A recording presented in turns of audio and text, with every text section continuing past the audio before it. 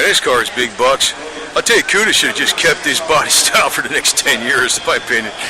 1970 Barracuda Cuda 446 pack, which was, I know from the factory it was rated at 390 horsepower, but it was more like 425, 430.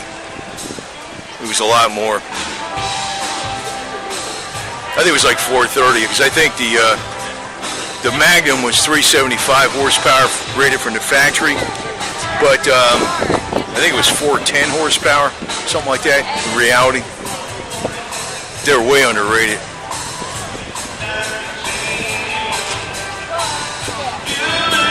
But in the 1970s, when Mopar really hit their stride on everything, just a little bit late, because that's when it started.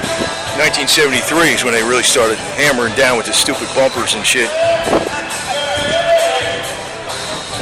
They should have kept this body style for like 10 years easy. They could have kept it for 30 years.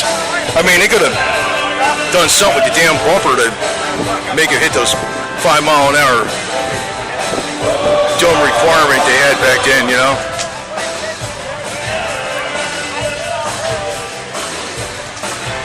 When you get a winner, just leave it the hell alone, man. This was the year, 1970. I always like these colors like this, man. They had some wild colors. You know, like the mellow yellow and, what the hell was that? They had like that purple color.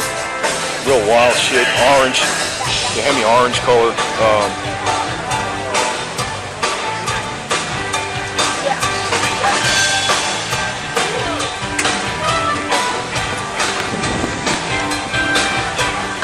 And it's got your pistol grip 4-speed.